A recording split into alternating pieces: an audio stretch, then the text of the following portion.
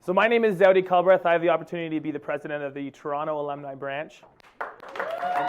Yeah. I don't get that type of welcome very often, but I like it. I like it a lot. I apologize, I have a bit of a raspy voice. We were in meetings late last night. And when the lights came on, they just kind of said, you have to stop meeting and leave, which doesn't do any good for the voice. We've had a wonderful set of discussions today, from bringing people into your organizations and how to develop them. We moved on to how to make sure that those waves of volunteers continue to ripple and, more importantly, crash through your organizations and continue to be part of them. We heard from Principal Worf about the university. And I think that what we're moving into now is a connection of all of those things. We want to align the expectations that we have and that we're giving our alumni groups with what the university is doing. And we have for you next no better person to bring you that message. A professor of strategy and communication. I'm not going to read this because of my voice, but more because you have it. He's the director of the Monieson Centre for Business Research. Ladies and gentlemen, please, I want you to join a very warm welcome to Dr. Scott Carson. Thank you. We were just in the bathroom, and I said, you know what, I teach in here. We teach a not-for-profit governance course. I'm part of the teaching teams, and I can remember one of my first times in, we were on a break, and I went into the men's room, and it hadn't occurred to me that you actually have to turn this off. Okay, so we've learned that lesson collectively. So I thought I'd start just by telling you a little bit of a story, not so much a story, but a little bit about how you actually come to be the alums. And it's about convocation. If you've not been to a convocation, I can't imagine you haven't, but if you haven't been to a convocation, then you should definitely go. I think convocations are fantastic. I was a dean for many, many years, and so I've been to probably 45 of them, largely because I was participating in them. But with all of this talk these days about jobs and universities and cranking the economy and all that kind of stuff, we sort of forget that universities are part of a magnificent tradition. The first universities were founded in the 12th century and haven't changed much since then, as people will be inclined nastily, meanly to say. But the fact is that many of the really profound traditions are still there. And when you go to convocation, you see an incredible amount of activity. There are gowns and caps and academic robes and processions and faculty and gazillions of people in the bleachers, and it's really quite an occasion. But the actual guts of convocation really only involve or centrally involve three parties. And the three parties are the chancellor of the university, the dean of the faculty, and the graduands, ANDS, which is what you are before, as you were about to be presented to be graduands. And so everybody else is there as a witness. And so not to make a big story of it, but what is actually happening there is the only person authorized to grant the degrees is the chancellor, and he is there by virtue of the charter of the university and the legislation, whether it's Canada or provincial, that empowers the charter, that empowers him. And so it is by virtue of his entitlements and powers under the charter and that legislation that he can do what he does. But he can't, in fact, do what he does without the dean, because the dean does two things. The dean, so with these three parties, the graduands and the chancellor and the dean, there's a conversation amongst those three going on. And most people don't know this, right? Because most people, it's just lots of noise and rattle and pretty gowns and floppy hats and all the rest. But there actually is something centuries old happening in there that gives rise to you.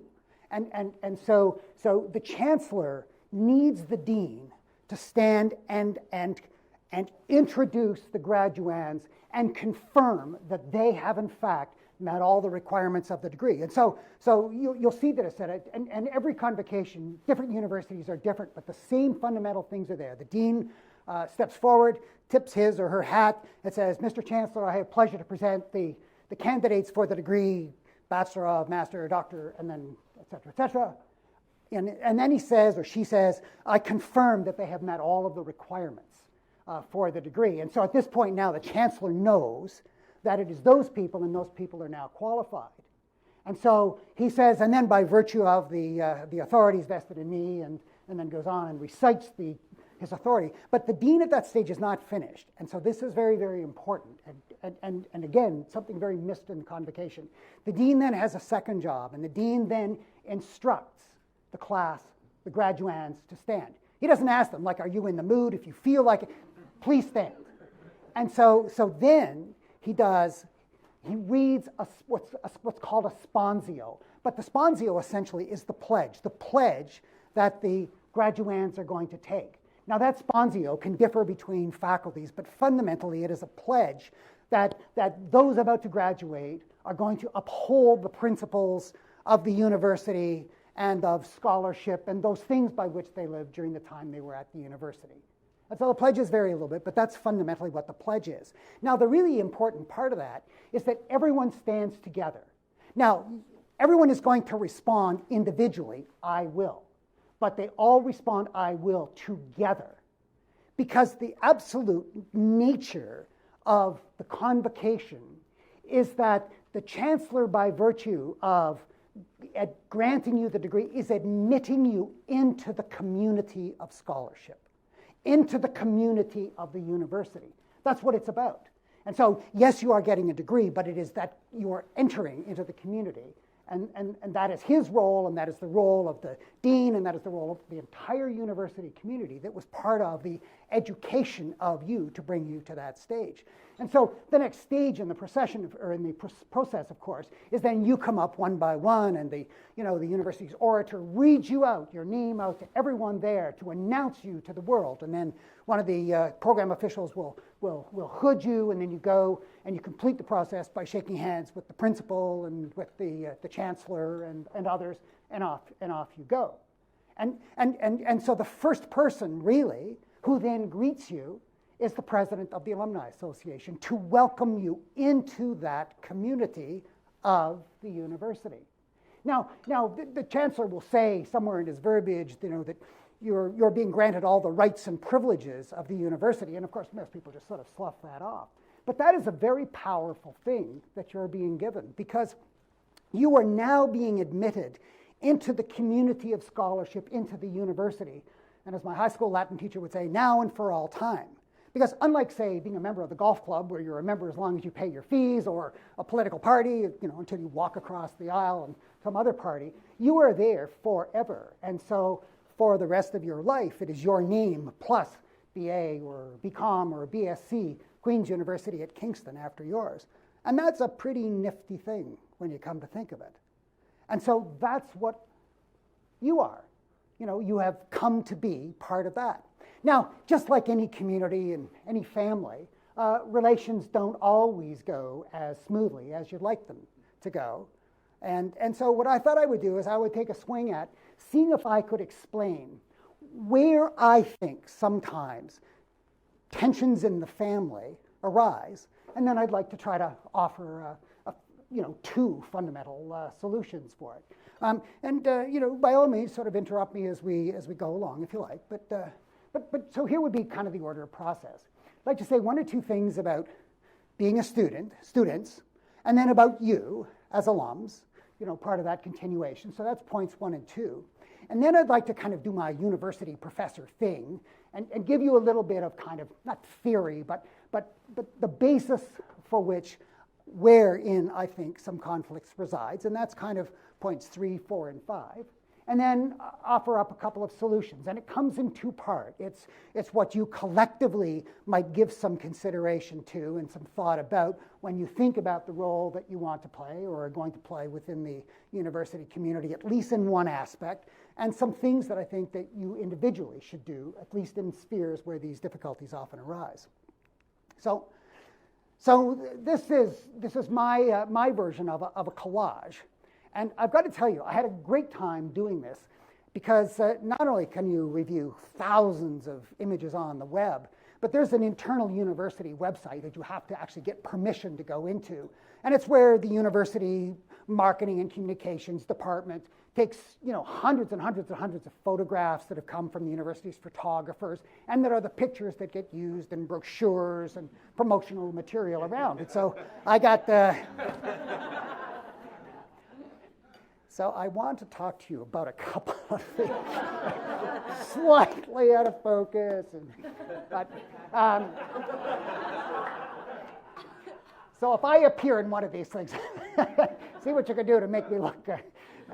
But anyway, they are fantastic. Now, this was my version of a collage, and I just wanted to capture some images of the university, and it doesn't apply to everybody. You may not have been crazy about football games and things when you were around, and you may not have been a science student in a lab, but there would be other pictures that would be appropriate too. But overall, I mean, you can see university activities and sporting things on the bottom, and then things in the lab, a student and maybe a postdoc or a university professor on the right, and then a group of students on their way to the library to study. And there they are on the right studying, although not everyone has made it yet because the chairs look a little sparse or the tables look a little sparse.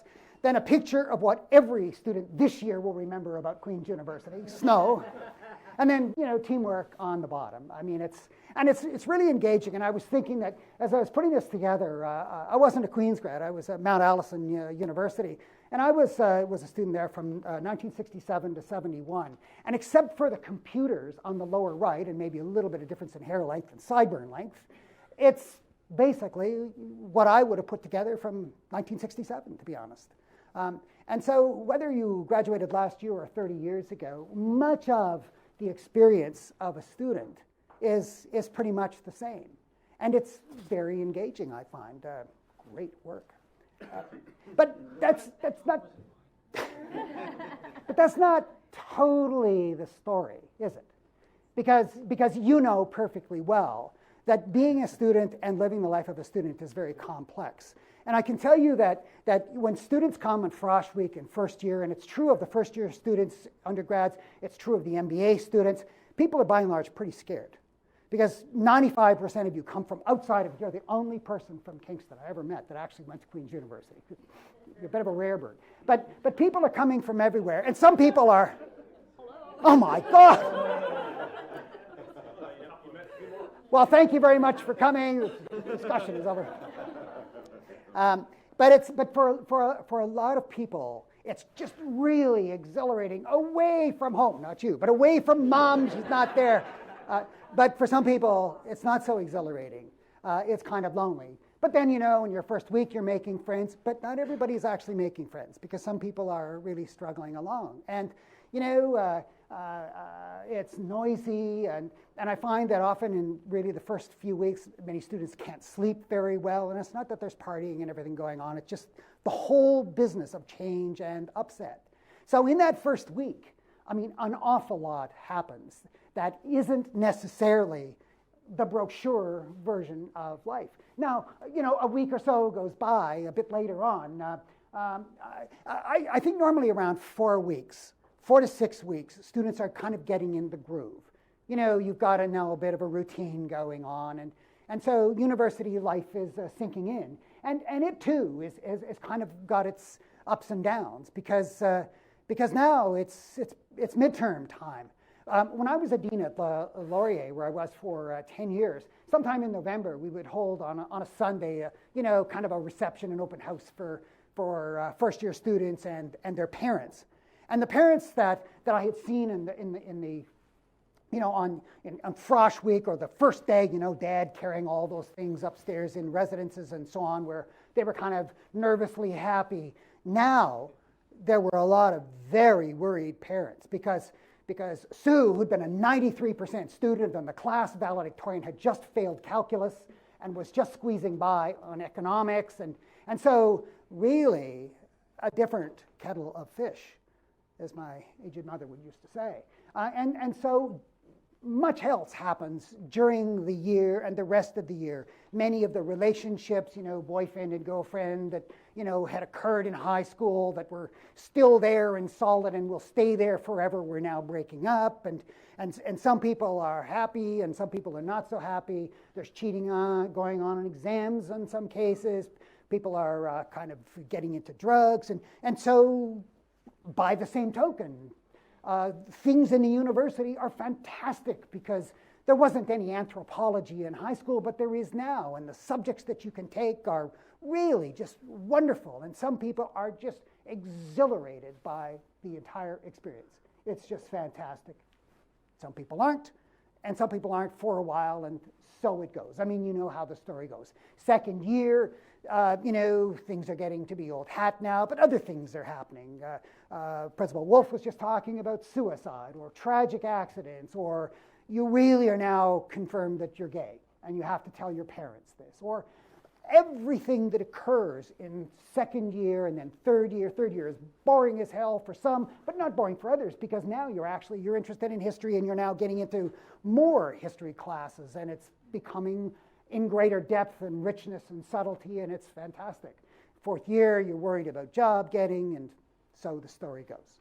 So this is the long-winded way of saying the brochure appearance is certainly true. It's just not totally true. I mean, there's just more to the story. So there you are on the right in my little story of convocation, just finishing off, and there you are on the left. Now, the vast majority of you graduating really are, some people are just glad to be gone.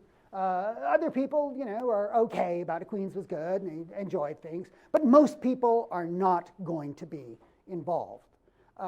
Some are, and some people at different times will express a desire to become involved, or I wish I could, reconnect with my old friend from, third year when we lived on Johnson Street and things of that sort. But they too really won't connect. But some will. Some will like you. People like you will reconnect and want to be involved and will get involved, and there'll be a lot of reasons why. And there you'll become part of what you are now. Now, I noticed just in looking at the mission statement, there are kind of three pieces to it. To reach out and to foster lifelong association, that's one. The second is to engage our members in the life and the work of the university. Hang on to that idea. And then thirdly, to serve the alumni and all its community. Okay, so go back to number 2. What exactly is this engage in the life and the work of the university part? Oh, well, it could be a lot of stuff, but herein provides kind of the good news and the bad news that I'd like to get to. So really, when you look at the university, there are two aspects to it. Now, this idea isn't original to me, saying, look, you should look at this nifty 2 ideas. This, in fact, really from the Middle Ages, the concept of the university as community called civitas, and the university as an institution called universitas, or ancient concepts. But they're very actually useful, in my view, for helping to understand some of the challenges that you will face. So the university as community is essentially what you experienced as a student. It's all those things that you saw in the brochure image. It's all those things that you saw in my little rendering of what happens over the 4 years. And you see them, this is photographed in Goods Hall, and you can see it's the nature of the university experience of classes and working together and going to football games and going out and partying and everything that brings us together in a community. And it's precisely what I said the chancellor does when the chancellor admits you into the university, into the warm embrace of that community of scholarship, that community of Queens. And that's it. But there's another side. It's not different. It's just another way of looking at the same thing. And it's looking at the university not so much in that community, civitas, but rather looking at it as an institution. And in that institution, it's not just the bricks and the mortar, but it's the programs and the degrees and the courses. It's all of the services in the university. It's the cleaning services, and it's the janitorial stuff, and it's physical plant. It's the projects and the project finance and the construction contracts. It's the financial reporting. It's the profit and loss statements of the university. It's the reporting to the ministry. It's the fabric of, and it's the stuff of what runs the university as an institution, in the same way that you could look at the Royal Bank and say, well, the Royal Bank, and then you could talk about the bank in terms of lending and the way they do in the brochures of building lives, but also there's the trading rooms and the reporting and all of the rest. So I'm going to suggest that really, when we talk here about giving back, really we're talking about giving back to that conception of the university as a community.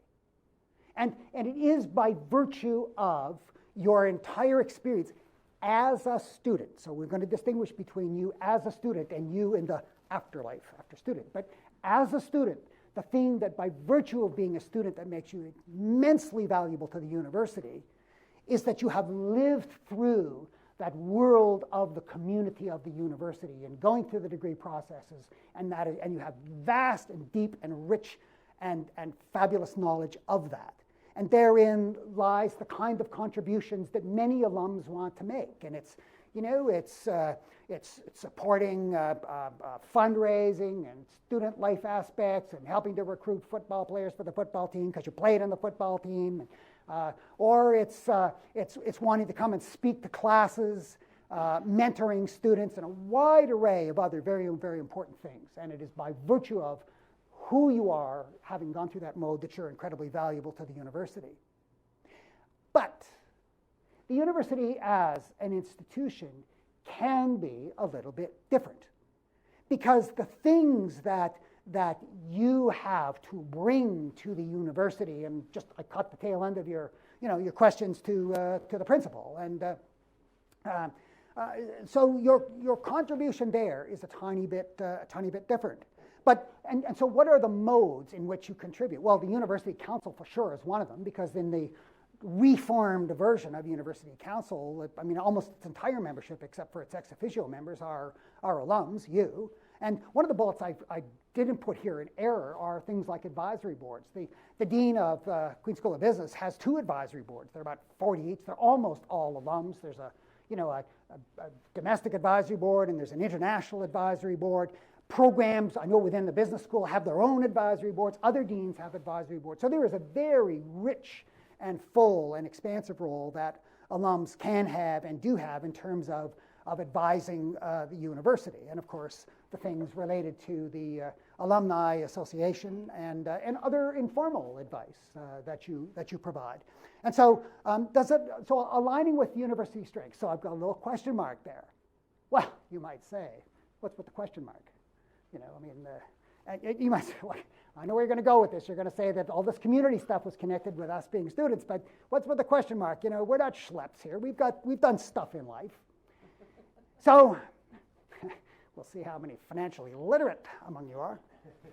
So take out your pens. It's a test. So we're going to do consolidated financial statements now. So just for fun, I just did a couple of clips here. I put the university's income statement or statement of operations on the left and its balance sheet on the right. And then I went and I found just on the lower left, which are very difficult to see as I can now tell, is a little statement of the endowment income.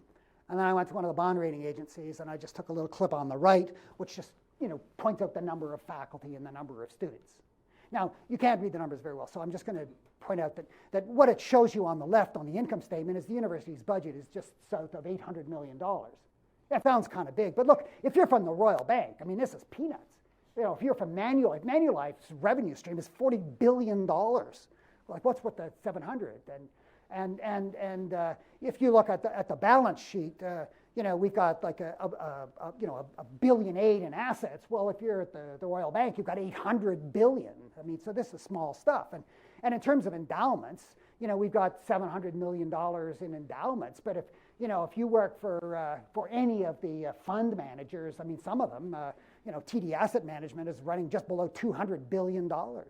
So it's really small. So you could say, look, let's not kid ourselves here. The university, sure, universitas and all that fancy Greek stuff, or Latin stuff, but the reality is, look, it's an institution like any other, and I may have been partying in the brochure sense when I was at at school, but now I'm a chartered accountant, or I work for RBC Dominion Securities, and let's be serious now. I can read balance sheets, and I also, or I'm, I know a lot about project finance. I work for a mining company, and so on and so on and so on. So all true, all true. But the area in which, and the spheres in which you participate, want to participate, offer up advice, are asked to provide advice, generally are somewhere in this governance zone. And I've got 3 examples, just the statements of what the trustees, the Senate, and the University Council do. But then, of course, there are all these advisory groups and councils that I mentioned to you. And so the issue really in terms of governance is, of course, things about the financial statements and reporting and projects and union contracts and all that. But the real business of the university is the academic business of the university. It's about the kind of things there was I couldn't see who asked the question, but the question about, what about Queen? Why is Queen's like fallen like a rock in the rankings, and positioning of the university and research and the appropriate balance of research and teaching and all those kind of questions, which are and what degree mix should we have, and should we be closing the religion department, or should we be closing this or emphasizing that or deploying more resources in some area? So those are not just matters of skills in financial analysis. Those are things to understand about the university. And so when I put my little question mark 2 slides ago, I just wanted to say that where I think problems, issues, frustrations that I've seen come about, they tend to be coming out as regards alumni in this sort of sphere. It's here you are offering up good advice, and it's not being taken. And there's nothing more frustrating, especially if you're asked for advice and nobody takes it. But that's often the case. That is just often the case. And especially with alums, you look at the University Council and all these advisory councils and the Informer Advisory I think in your assembly, the Alumni Assembly has the principal on that assembly, at least as an ex officio member. So you're not actually tasked in a way that the Senate or the Board of Governors are with governance responsibilities, except in the parts of the University Council that are responsible for nominations and selection of chancellors and the like. But for the most part, it's advice that you want to offer and believe you should offer, and it's coming from a very good place, but that you get frustrated that it's not really taken. So I think it's important just to sort of step back a little bit and ask yourself why that is the case. And I'd like to offer up a little bit of a suggestion as to why that's the case. And it's that the university is really different. It's not so different. It's the university that you know as the community is not so different because you know it well. You went all the way through it. But the university as an institution and what lies behind it is different. It's different than anything else that I've ever encountered. And I've encountered a lot of stuff. I've been on multiple boards of directors and companies as a head of a division in a bank and so on. There's nothing like a university, and it's because it has that founding in the 12th century with University of Paris and Oxford and Cambridge and Bologna and Salamanca. And in certain fundamental respects, it still exists with the principles that were existent then and exist today. And it's the nature of the university as an autonomous entity. And this is why in the humanities and social sciences, so many professors are very unhappy with things like the business school and others, because they still see this as an autonomous from the cares and concerns of society, not to be dragged into churning the economy, but rather that community of scholarship and pursuit of truth that has existed for hundreds and hundreds of years. And furthermore, it is a self-governing community and self-examining community.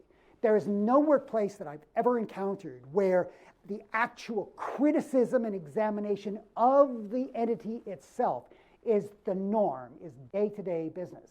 And it's partly enshrined in this principle of academic freedom. And it's even in collective agreements that specifically state, in most collective agreements that I'm aware of across Canada, is the right to criticize the university without any retributive action from the university. And it's not just that you've got these rights, the faculty have these rights to do it, they do it. They definitely do it. And in that regard, there is a lot of discussion of virtually every aspect of the university's work. And so when you alums want to offer up opinion and point of view, you should know that it's into this environment that you're offering your opinion, into this very rich, extensively criticized and examined environment. And there's something else about it as well. It's not just that there's the nuance of endless examination, but it's all the people who are doing this internal examination. Like even the most junior assistant professor in the university has been in this environment for at least 10 years. 4 years as an undergrad, 2 years for a master's, 4, 5, or 6 for a PhD before they get their first job. They've had 10 years in this world of autonomous self-examination. And so then when you put on top of that, the experience across the range of faculty member, there's a lot. Now that doesn't mean that the academics are good decision makers. It just means that they've got lots of opinions on everything. And so, maybe I didn't really need to make that point. But it's true. They think they know an awful lot, and they do. They know what they know. And seriously, when you look at the critiques of the university and all of the books like Imperiled Academy and Zero Tolerance, Hot Button Politics in Canadian Universities, and there's a whole industry of books talking about the demise of the university, from the wickedness of business and corporatization and government cutbacks and political correctness inside, and every conceivable force and influence that disrupts the proper work in the ideal of the university is discussed. And so it's important to keep that in mind. Now, the other piece of all of this, not really to depress you, but not depressing you too much, we'll pick it up at the end, don't worry, is that universities are painfully over-governed. They are, I have other adjectives, but I believe we're being recorded, so I'll be on my best behavior. It's not like me, I know, but it's that the average board size in a Canadian corporation these days is about 11.6 board members, down from probably about 15 years ago. And the tendency in governance is towards smaller, fewer committees. And so even a large organizations like banks would have 15 directors, and I have to go and have a count, but it's something like that. They used to have 40, but they have far fewer now. So in corporate governance, in general, smaller is better. But a university, not so. The university has, on the Senate, 68 members. That's the Senate. And the trustees are down now from 44 to 25. And the University Council was, I think, about 224? 110 plus Senate and... Yeah, so 224, I believe, was the numbers, because the University Council was all of the Senate, all of the trustees, and an equal number of alums. So add them up, guys. That's a lot. Now the newly reformed University Council is much smaller. It's 40-ish alums and then a handful of ex officios, so it's much smaller. But still, it's those three entities. And then, as I was saying earlier, if you look at every faculty has its own little senate going on, well, its own big senate going on. These are called faculty boards. And the faculty boards are actually not representative. They are the entire faculty. And so the faculty boards, then all of their committee structure, and the faculty boards, you might think, well, yeah, but they're kind of divisional. They just kind of stick to their knitting. No way, it's a university, come on. They've got an opinion on everything. And so the faculty boards at each of the faculties, basically will examine and talk about and discuss the problems of the university as a whole, in addition to their own sort of internal issues, and then layer upon layer upon layer, then throw on the advisory councils and the like. So here are you, the alums, in this. And so when you also consider the relationship between the professoriate, the tenured and the university, and you throw into the mix the fact that the principal is not a CEO, you don't have anything that looks like a corporation. And for many of you coming from a corporate environment, or virtually any non-university environment, where there is a delineation of authority and authorities, this is not that. I mean, look, I'm a tenured full professor in the university, and if the principal asked me to do something and I didn't want to, I'd just say no. I mean, I could. And as long as I'm teaching my classes and doing my research and sitting on committees, I really... Now, look, I used to be a division head in a bank, and I can tell you that in that environment, if somebody said no to me, we'd have a little conversation about it. But I was a dean for 13 years at 2 universities, and the dean and the principal, I mean, you are in the historic sense, primus inter pares, which is the first among equals, so the best analogy is a team leader, and it is the prestige of your office and the amount of social capital that you have stored up and replenished and replenished and replenished that really constitutes the authority that you have, because your ability to tell people what to do is very limited. You can tell your immediate assistant what to do, and that's pretty much it. So that's kind of the lay of the land in this advisory role that alums have. So you just remember my kind of, giving back to the community and giving back to the university, giving back to the university task, the institution, giving back to the community. I mean, your expertise and authority and goodwill and bona fides are massive and incredibly valuable to the university. On the other side, well, there's something to it. Now this is where I hope to recover the depression that I'm now causing in the room. Hope against hope. Well, then I left, right? People asked me, what would you do? And I chickened out. I wouldn't say. So I did do this part with council, or something like this part. So here's my, not solution, but what I would invite you to consider, and it comes in 2 parts, this part and the next part. So when you think of the roles that you could play, I would invite you to consider 5 things.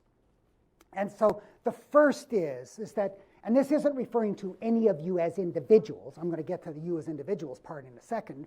But any of you as individuals, it's what you do collectively. It's what you do on, say, the university council, or what you do on any of the advisory boards, or any sort of aggregation where you bring alums together to kind of provide advice or counsel to the university. Is that if you stay in the zone of things that are important to the university as a whole, as opposed to smaller things that are broadly strategic, you have a much better chance of being listened to. If you are dealing in the minutia, you are providing advice into a massive amount of minutia dealers, inners, the faculty. That's a new word. It's my seminar, right? So staying at the strategic end is very important. Now, the second one that's very connected to the first is impact. Is that you can stand on principle and have very little impact, or you can do what I've heard many say. We're going to tell truth to power. We're going to tell the principal, blah blah, and then we're going to make a motion. And we're going to demand that he do the following 6 things. Well, the thing is that you have to give some, or you're wise to give some thought to the impact of what it is you think you're doing. Because you really do chip away at your credibility if you are doing things over which you cannot have an impact. Because if you look back to my little slide where you've got the governance structures, the trustees and the Senate, and then the myriad of authorities that exist in the various councils, that's where the authority to do things lie. That's where the governance responsibilities and entitlements lie. And I just heard someone use the word entitlement with regard to students. Well, entitlement, maybe moral entitlement, but certainly not in any legal sense.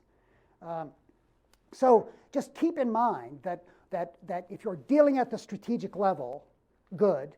But if you're attempting to do things over which you have no control, just make sure that you are pitching what you want to get done in ways that can be taken and absorbed and used by those to whom you are pitching the idea.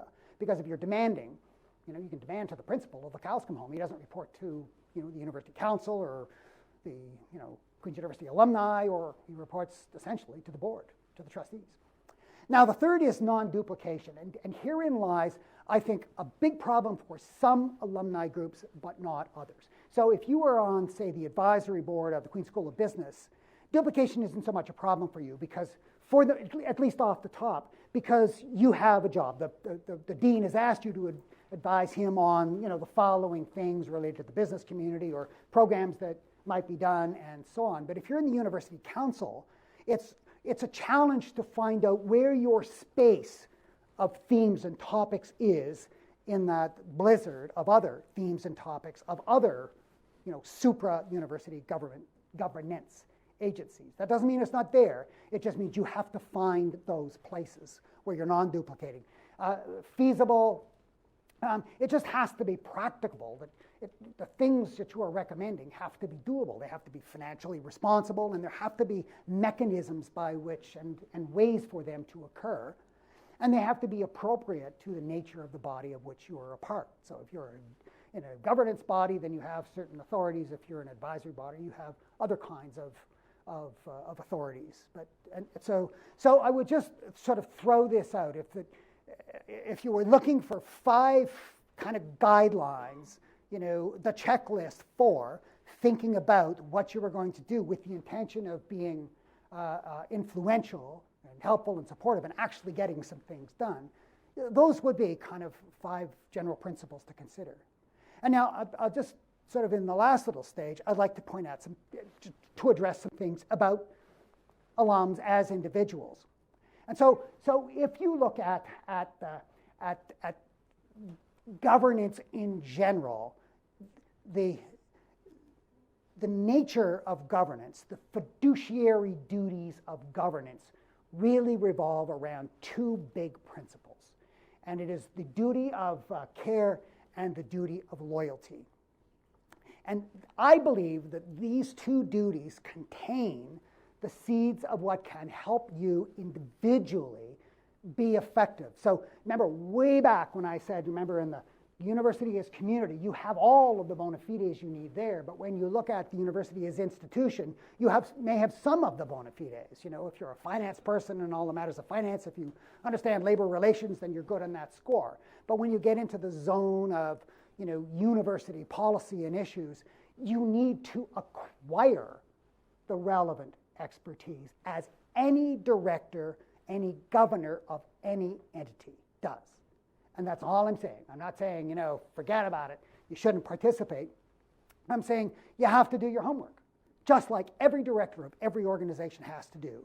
And the principles of care and loyalty, I think, form the basis of it. So the first one is the duty of care. It's sometimes referred to as the duty of due diligence. You have to do your homework.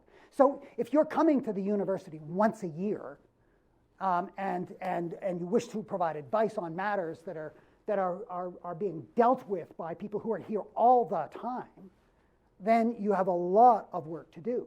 So if you are an alumni member of the Board of Trustees and you have multiple meetings and briefings and all the kind of stuff that trustees get, then it's much easier for you to be up to speed and to make a contribution, an informed contribution, a knowledgeable contribution, because you've actually got access to information that is much harder to come by than if you're a university council member or in some other sphere. And just keep in mind that part of being a governor is sometimes people think, well, you need to have expertise. And the answer is legally you do not, because these principles are enshrined in the Business Corporations Act and in the Not-for-Profit Corporations Act. You don't need to be an expert. If you are an expert, then you should bring that expertise. But it is the principle of you should make determinations that are what a reasonable person in similar circumstances would do. So it is do your homework and make the best judgment you possibly can. The second duty is the duty of loyalty. And this is hugely misunderstood in the not-for-profit sphere. So the first part of the duty of loyalty is don't get into conflict of interest situations, where you are using your position as a way of enriching yourself or gaining personal benefit.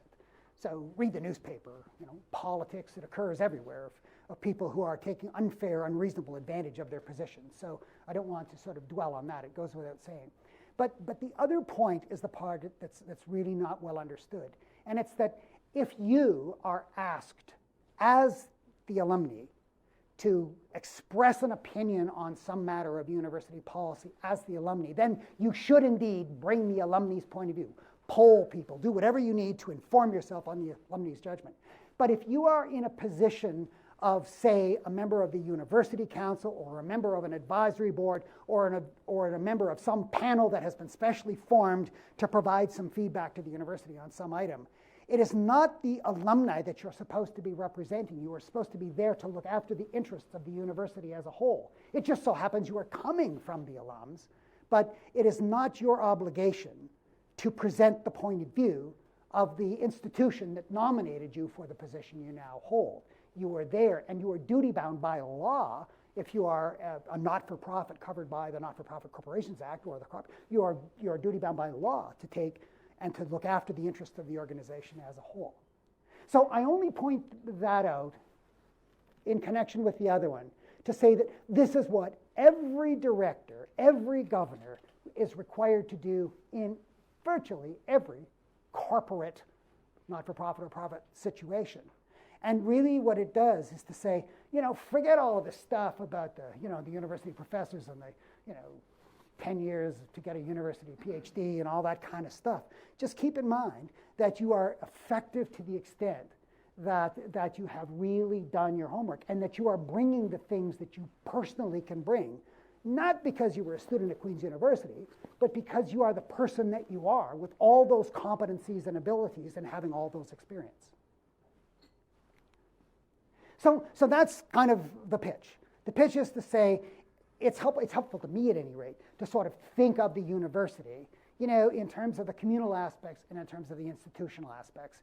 And to say on the communal aspects, you really do have a lot going. You have everything going for you, and the enormous value that you can bring to the university is just wonderful. And you get that because you are part of the university community, right back from the point of convocation.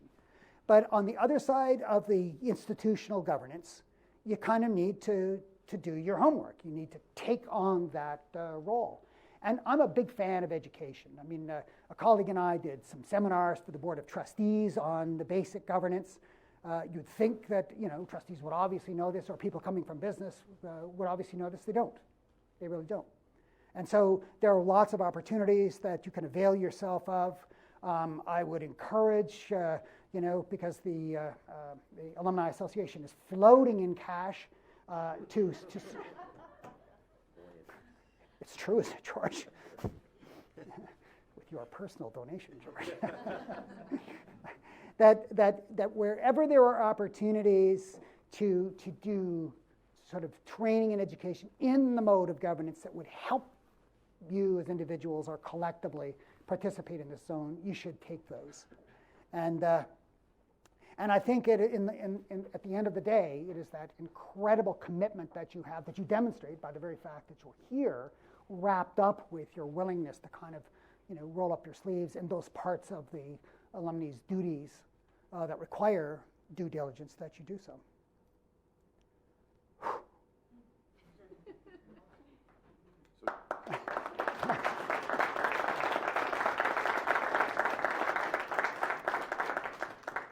So do you think universities will ever change from that autonomous, we're separate from the world? Never. Faculty can do whatever? 900 years. Yeah. Why now? I don't think so. I'm being a bit facetious. The answer is sure. Sure in the respect that the world requires, and certainly Canadian society requires more, not just engagement by the university in the affairs of the country and responsiveness to public accountability. So the amount of public accountability required of universities now vastly exceeds anything, say, 20 or 30 or 40 years ago. So universities are kind of much more in the world now than in times gone by and ages. So for sure, universities are more plugged in that way. There's a very significant growth in applied faculties within universities, although, arts and humanities are still the largest parts of universities, and I believe essential parts of a university. But I'll tell you the risk, and this is what the professoriate worries about, is that you get more and more and more applied and more into the world, and now you're a community college. And that's exactly what the principal was saying, in a way, is that we just chop, there are a lot of people who will say, oh, look, kind of get rid of all this ridiculous research, and let's just kind of get on with the teaching, and it's the undergraduate students and all that kind of stuff. But that just sucks the value out of the university as a university.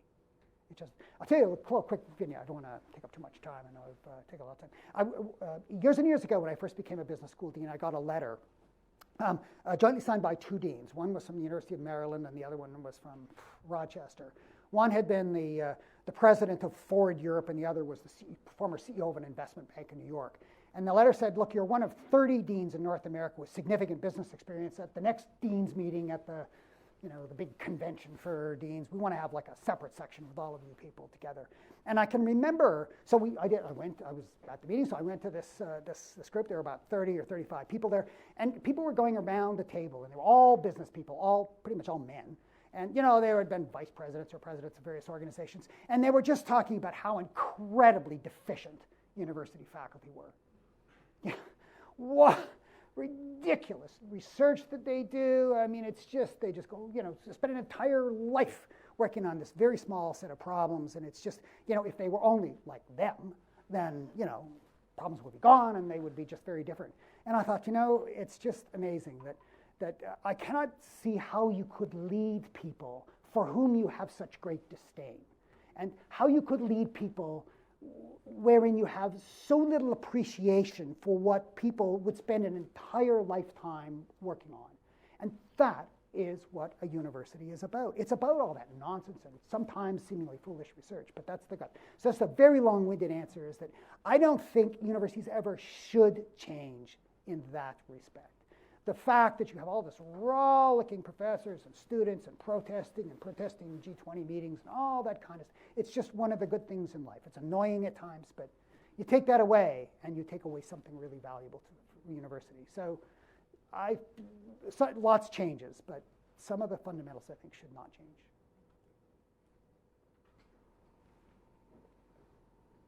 Now, I see if you were my class, I would start cold calling.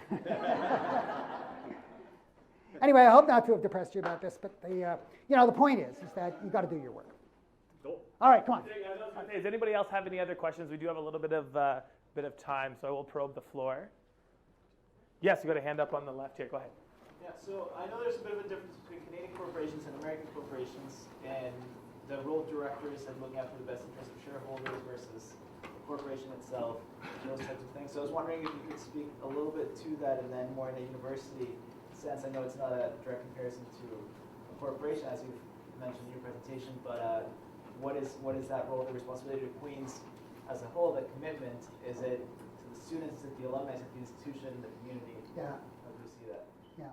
Okay. So there isn't much of a difference between U.S. and Canadian corporations. I mean, the general ethos in both countries is that your responsibility fundamentally is to shareholders, and we talk about stakeholders these days, but the shareholders, the courts by and large would opt for the shareholders as being the primary recipient of the obligations of directors. In a not-for-profit organization, the responsibilities tend to fall more to stakeholders broadly. In a university, the obligations of the trustees are much less focused on particular constituencies in a way they would on a corporate board, but rather for the good of the organization as a whole. Now, back up a bit, is that in the Canada Corporations Act, there is no statement that says the director's obligations is toward the shareholders. The statements only refer to the good of the organization as a whole. It's just corporate law and judgments and so forth tend to focus on that. But the reality is that your job as a director of a corporation is very similar to your job as a trustee of a university or member of board of whatever the words are, governors, trustees, so on. Your job really is to look after the best interests of the organization.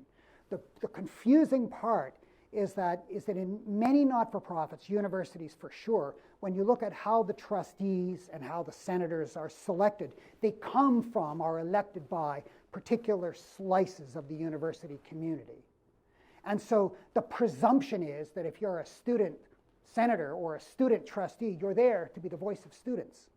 But the provisions of the legal provisions under a Corporations Act, the legal provisions under a Not-for-Profit Corporations Act, neither of which would include a university, but the general presumption is you're there for the best interest of the institution. You may be a student, but it's not to promote the student's interest or to promote the alumni's interest that you're there. You're there to look after the institution as a whole, regardless of who put you there.